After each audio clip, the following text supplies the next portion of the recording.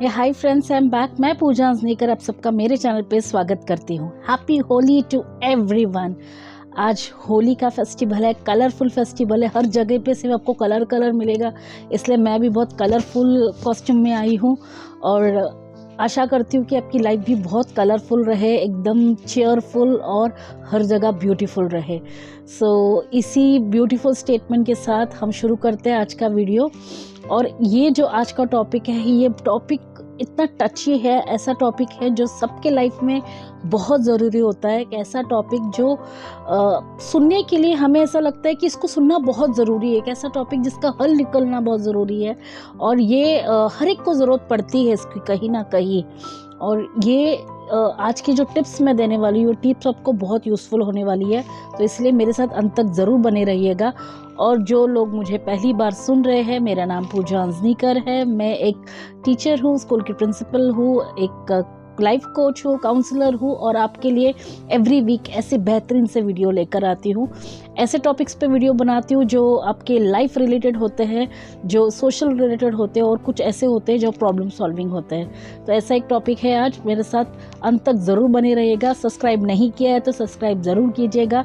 Bell का button है side में नोटिफिकेशन का, उसे ज़रूर प्रेस कर दीजिएगा और कमेंट्स ज़रूर कर दीजिएगा। बढ़ते हैं वीडियो की ओर। व्हेन यू फील सैड, तो आपका हार्ट ब्रेक हो जाता है, मतलब ऐसे तोड़ के टूटता है, ऐसा कुछ नहीं होता है। अंदर इट्स वेरी इनसाइड डीप आपको पेन होता है। वो पेन इतना भयानक होता है कि आप किसी को जिक्र भी नहीं कर सकते कि आप दर्द हो रहा है। नॉर्मल सर दर्द होता है तो आप बताते हो कि सर दर्द है, बट एक हार्ट पेन, मतलब जब दिल टूटा है अपना, हार्ट ब्रेक हो गया, दिल टूटा है अपना, तो ऐसा दर्द जो होता है वो आप किसी को बयान नहीं कर सकते, किसी को बोल नहीं सकते। आपके चेहरे पे वो दिख जाता है। सिम्टम्स उसके ऐसे होते हैं कि आप सैड हो जाते हो, आप सोते रहते हो या किसी से बात नहीं करते हो, अपने आप को कमरे में बंद कर देते हो और एकदम रोते रहते हो, नाराज से रहते हो खुद से। तो उसी वक्त फैमिली को या फ्रेंड्स को पता चल जाता है कि कुछ ना कुछ प्रॉब्लम है, कुछ ऐसी चीज़ें हुई है जहाँ पर आपको डिस्टर्ब्ड हो, अपसेट हो, परेशान हो, लोगों से परेशान हो, खुद से परेशान हो, जिन लोगों ने आपको हर्ट किया उनसे परेशान हो। तो ये जो हर्ट का कॉन्सेप्ट है वो दिस इज़ लाइक, ये कहाँ पर भी कभी भी कैसे भी हो सकता है, किसी को भी हो सकता है।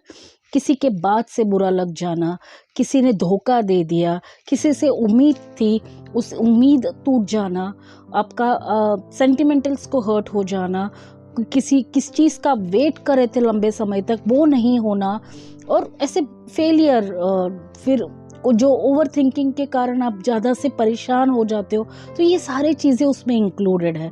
तो हार्ट बर्न एक ऐसी मैं बोल सकती हूँ एक ऐसी बीमारी है जो हर कोई इससे मतलब जकड़ जाता है, या हर कोई इंसान इससे जाता ही है, बीतता ही है। तो पर इसका जो मेडिसिन है, ये हम उसको एक्सेप्ट नहीं करते। हम लोग उसको सोचते कि क्या है, ये सर दर्द थोड़ी ना है, इसकी दवाई ले ले। बट फ्रैंकली स्पीकिंग, अगर आपका ब्रेकअप हुआ है या आपका दिल दुखा है और या आप इमोशनल डिस्टर्ब हो, तो आपको भी डॉक्टर की ज़रूरत पड़ती है, क्योंकि आपके बॉडी में इतने सारे चेंजेस होते हैं जिसके कारण आपका मतलब you can go into life threatening भी हो सकता है। वो इतना डेंजरस है। तो प्लीज़ उसको, जब इतना डेंजरस सिचुएशन है तो उसको बहुत गंभीरता से, सीरियसली होकर आपको वो सोचना है और लेना है। तो ये चीज़ों के ऊपर मुझे लगता है शायद से ये जो चीज़ आज बताई है, आपको पता चल गया है कि वो कितना इम्पोर्टेंट है। इसके ऊपर आगे अभी पता चल गया कि हमें हर्ट डिस्टर्ब्ड है, हम दिल टूटा है, दिल दुखा है, दिल परेशान है, ये हो चुका है। अब आगे क्या? देखो, दो चॉइसेस होते हैं लोगों के पास। लोग ऐसे मतलब ऐसे होते हैं कि हमें इधर ये करना है या वो करना है। दो ऑप्शंस होते हैं, या तो हम बुरा करें या तो हम अच्छा करें। जैसे बदला, हम जिसने हमें हर्ट किया हम उसको जाके हर्ट करें, या जिसने मेरे साथ ऐसे कैसे कर लिया, तुरंत एक ईगो पॉपअप हो जाता है, तुरंत एक डिप्रेशन जो होता है, गुस्सा बाहर आ जाता है। तो और फिर एक डर कि हम लोगों को फेस किस तरह करें। तो ये सारे ऑटोमेटिकली इसके साथ बाहर आता है और इसके साथ हम जन्म लेता है हम बुराई का रास्ता, या अच्छाई का रास्ता। जैसे हमारी बॉलीवुड भी बताता है भाई दिल टूटा है तो भाई बॉटल उठा और शुरू हो जा, सैड भरे गाने गा और शुरू हो जा, उसी सैड गाने में रोते हुए भी शुरू हो जा। तो I am taking it very lightly mood. तो यूजुअली ये सब लोग करते हैं और गुस्से में ये बोल देते हैं कि मैं तो तुझे बर्बाद कर दूंगा, या तूने जिसने मेरा दिल टूटा है उसे बहुत सारे बद्दुआएं दे दूंगा। तो थिंक ये सारी चीजें हम सब करते हैं, सब।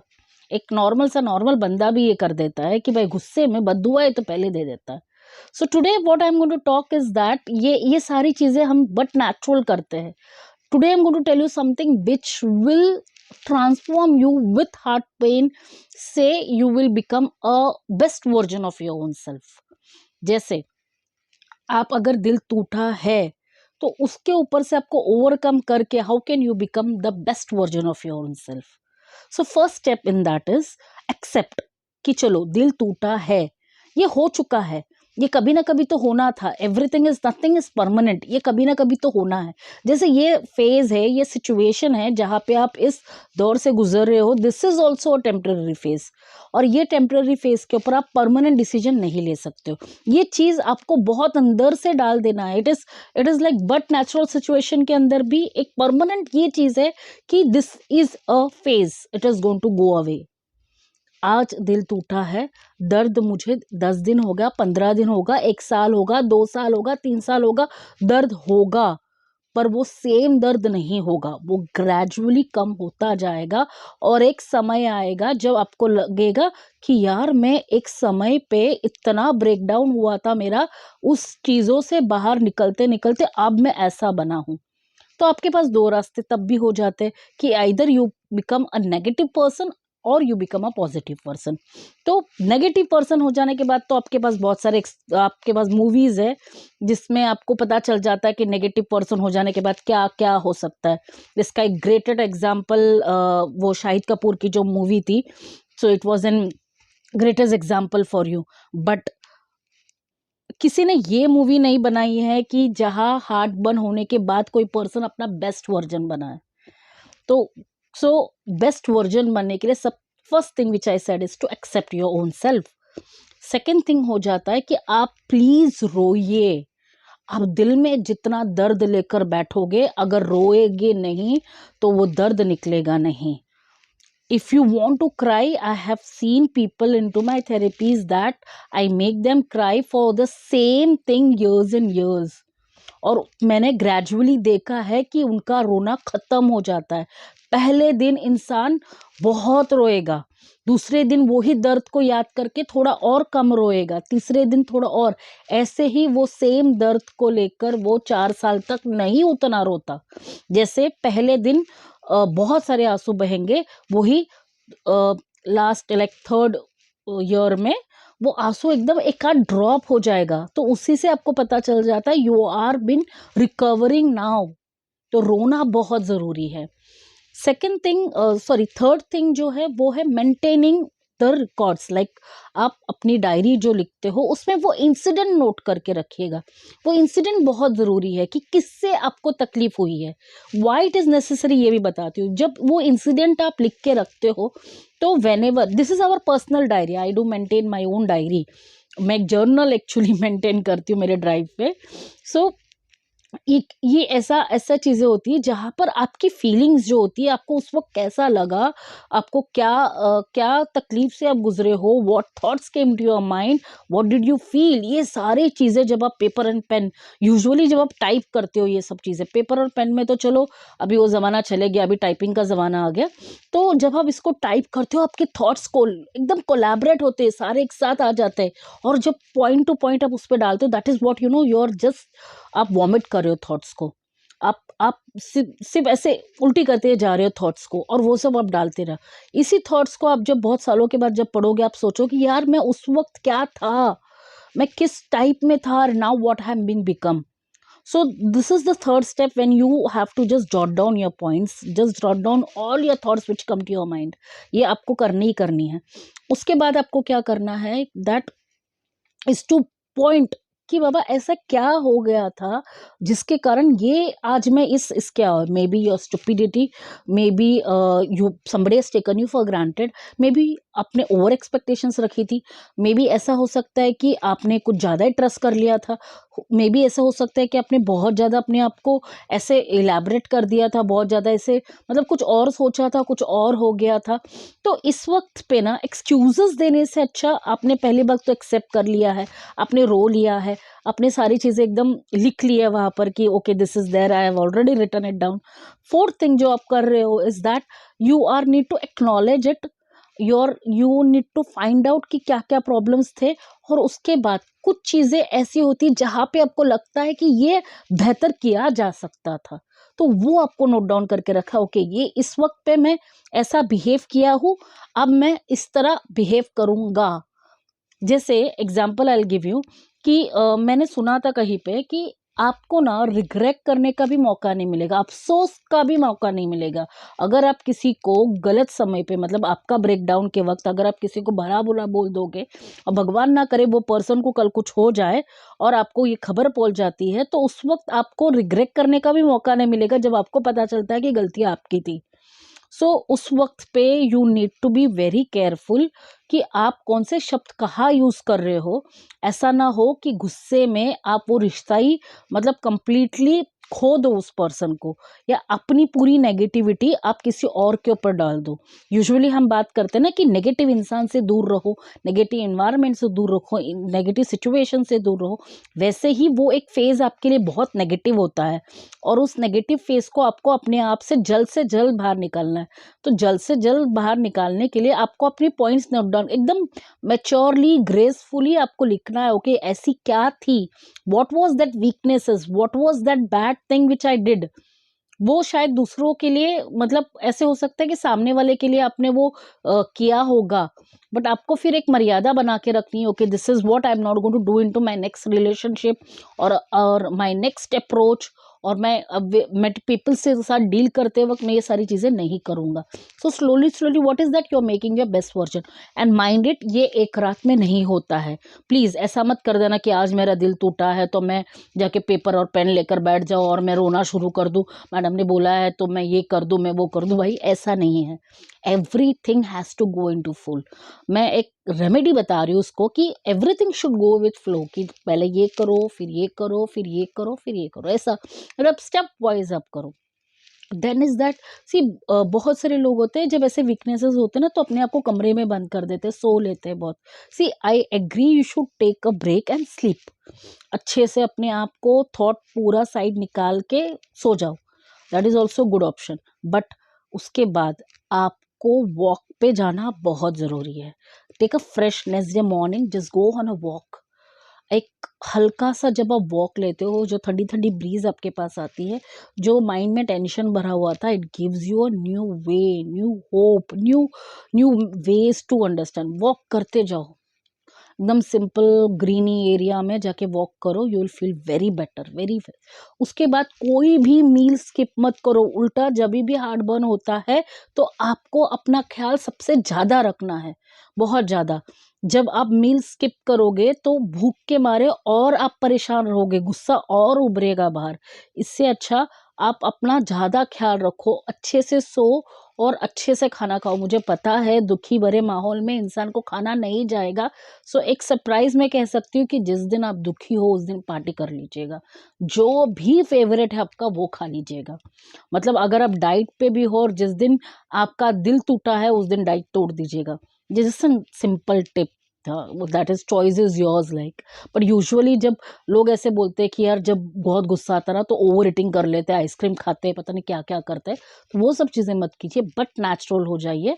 एंड देन नेचुरल होके 3 टाइम अपना डाइट खाइएगा। पर उसमें अगर थोड़ा ट्विस्ट एंड टर्न चाहिए तो आप ये कर सकते हो कि आप अपनी फ़ेवरेट चीज़ खा सकते हो। इनफैक्ट मैं एक मज़ेदार किस्सा सुनाती हूँ। मेरे पास एक मेरे क्लाइंट थे और वो उनका दिल टूटा हुआ था और वो मैंने उनको एक टिप बताया था कि अगर आपका दिल टूटा है ना, तो आज आपको करेला खाना है। लिटरली जब मैंने उसको ये बताया था कि जब जब आप, he was like every time उसका दिल टूटता था और एवरी टाइम वो परेशान होके मेरे पास आता था। तो I used to tell them कि जब जब दिल टूटेगा ना तब तब करेला खाना है। लिटरली उसको करेला नहीं पसंद था, इसलिए उसने दिल तोड़ना ही अपना बंद कर दिया। सो ही इतना रिजिड बन गया था कि अब जो दुनिया बोले यहाँ से वहाँ हो जाए, यार मैं तो टूटने वाला नहीं हूँ, बिकॉज पनिशमेंट है ना करेला खाना। So this is just a funnier part, but ऐसे ऐसे भी हम डॉक्टर्स करते हैं कभी कभी ऐसे। वी भी ना काउंसलिंग में ऐसे ऐसे हम अनकन्वेंशनल मेथड्स भी फॉलो करते हैं कभी कभी। So that also works. So topic के पास आते हैं। तो ये आप जो फॉलो करते हो, देखिए मुझे पता है बोलना बहुत आसान है, करना बहुत मुश्किल है, बट एकदम अलर्ट होके माइंड को एक्सेप्ट कर लिया आपने, चल जो हुआ वो हुआ, अब आगे बढ़ना है मुझे, और आगे बढ़ने के लिए मेरा दर्द मुझे ख़त्म करना है, और दर्द ख़त्म करने के लिए मुझे ये करना ज़रूरी है। The fifth point which I could say is that talk to somebody, talk to friends. देखो काउंसलर के पास जाना कोई बुरी बात नहीं होती है। इनफैक्ट आज हर एक चीज़ के लिए कोच की ज़रूरत पड़ती है। लाइफ को चलाने के लिए भी, लाइफ में छोटी छोटी चीज़ों के ऊपर सॉल्यूशंस पाने के लिए एक कोच की ज़रूरत पड़ती ही पड़ती है। हम भी लाइक मेरे फ्रेंड्स मुझे जानते हैं कि मैं अपने लाइफ के डिसीजंस जब भी लेती हूँ, मैं सलाह मशवरा सबसे करती हूँ। जितने भी लोग मेरे से करीब है, मैं सबसे सलाह मशवरा ज़रूर करती हूँ, और मैं बहुत ओपन पर्सन हूँ। मैं बहुत खुल के दिल में जो होता है वो बात करती हूँ।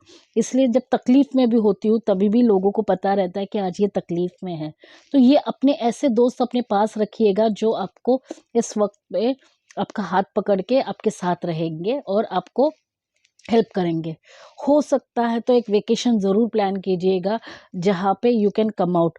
और मैं मानती हूँ कि वेकेशन पे जाने के बाद भी सेम यादें रहेंगी, सेम थॉट्स रहेंगे, सेम पर्सन को आप मिस करोगे, सब कुछ सेम होगा, एंड यू विल फील यार यार इट्स नॉट वर्किंग, यार it's not working. It will work.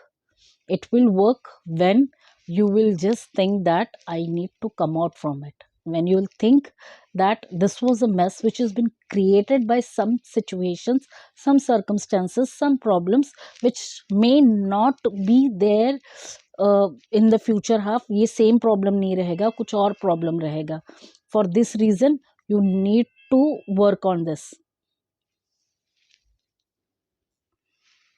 So ये माहौल तो ये दिमाग में डाल देना कि दिस इज़ टेम्पररी फेस, ये होगा। एकदम ऐसा नहीं है कि जल्दी से निकल जाएगा, या ऐसा नहीं है कि आज ही निकल जाना चाहिए। तो प्रेशराइज़ करना बंद कीजिए खुद को। Just think this is a phase, I am going to deal with it, I am very positive person. मैं अपने आप को नुकसान नहीं करने वाला हूँ। जो भी हो गया किसी के कारण भी हुआ है, मैं खुद को नुकसान नहीं करने वाला हूँ। मैं अपने आप को एक मौका देने वाला हूँ। मैं अपने आप को जितना हो सके उतना मैं अपने आप को बचाने वाला हूँ। व्हाट आई यूज्ड टू मैं शॉपिंग जाती थी, और जब लंबा चौड़ा बिल आने लग गया ना, तब दिल तोड़ना ही बंद कर दिया। सिंपली कि जब शॉपिंग करते हैं, एक तो मुझे अब बिल्कुल भी आदत नहीं कि मैं प्राइस टैग देखकर शॉपिंग करूँ। जो पसंद आता है वो उठा लेती हूँ। तो जब ऐसी हैबिट के साथ ना जब शॉपिंग करने जाओ, जब हार्ट ब्रेक हुआ है शॉपिंग करने जाते हैं, और जब लंबा चौड़ा बिल आता है ना, तो लगता है यार दिल टूटना नहीं चाहिए था मेरा, फुकट के पैसे चले गए। तो ये चीज़ें जो होती है ना, ये छोटी-छोटी चीज़ें जो होती है, that really makes yourself a very different person. तो उम्मीद करती हूँ कि आपको ये समझ में आया होगा, और आपको ये ज़रूर हेल्प करेगा अपने लाइफ को एक नेक्स्ट लेवल के ऊपर ले जाना। प्लीज़ याद रखिएगा, 2 ऑप्शंस दिए, एक तो बुरा बनिए, एक तो अच्छा बनिए। और अच्छा बनोगे तो लाइफ लॉन्ग के लिए सबक मिलेगा, और अगर बुरा बनोगे तो ज़िंदगी के लिए ऐसा हो जाएगा कि it is dead end, is never going to get your life back. So heart break के साथ, हार्ट बर्न के साथ, हार्ट के लिए जो भी चीज़ें हुई है उसको रेक्टिफाई ज़रूर किया जा सकता है। Take this step, learn by this steps, and please please please good take good care of your own self. मैं आपसे दोबारा ज़रूर मिलूँगी, और आपके कमेंट्स का मुझे इंतज़ार रहेगा। लाइक ज़रूर कर दीजिएगा। Thank you for watching for me. Bye bye.